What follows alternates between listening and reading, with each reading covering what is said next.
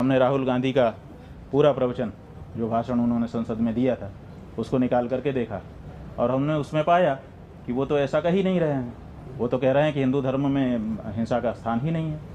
तो जब वो साफ कह रहे हैं कि हिंदू धर्म में स्थान नहीं है तो फिर उनके ऊपर ये आरोप लगाना कि उन्होंने हिंदू धर्म के विपरीत कोई बात कही है, उनके आधे वक्तव्य को, अंश को निकाल करके और उसको फैला करके, ये हम समझते हैं कि अपराध है, दुष्प्रचार है और ऐसा करने वाले को दंडित किया जाना चाहिए, चाहे वो पत्रकार और चैनल ही क्यों ना हो। गलत है। उस व्यक्ति ने जो बात कही ही नहीं है उसके लिए उसका विरोध करना और उसके लिए उसको दोषी बनाना सही नहीं है। उन्होंने साफ कहा कि हिंदू ऐसा नहीं कर सकता, बहुत साफ कहा, हिंदू हिंसा नहीं कर सकता।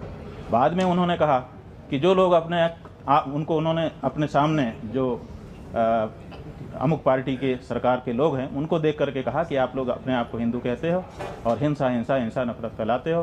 हमने राहुल गांधी का पूरा प्रवचन जो भाषण उन्होंने संसद में दिया था उसको निकाल करके देखा और हमने उसमें पाया कि वो तो ऐसा कह ही नहीं रहे हैं। वो तो कह रहे हैं कि हिंदू धर्म में हिंसा का स्थान ही नहीं है।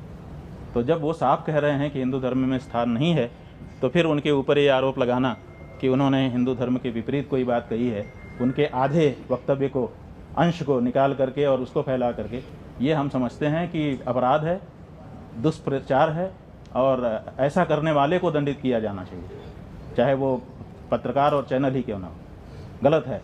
उस व्यक्ति ने जो बात कही ही नहीं है उसके लिए उसका विरोध करना और उसके लिए उसको दोषी बनाना सही नहीं है।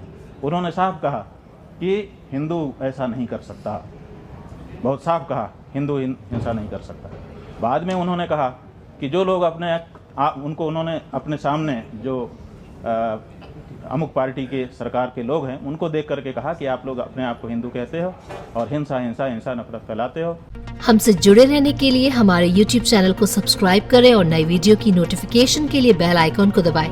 अगर आप ये वीडियो Facebook पर देख रहे हैं तो लाइक जरूर करें और ज्यादा से ज्यादा शेयर करें। धन्यवाद।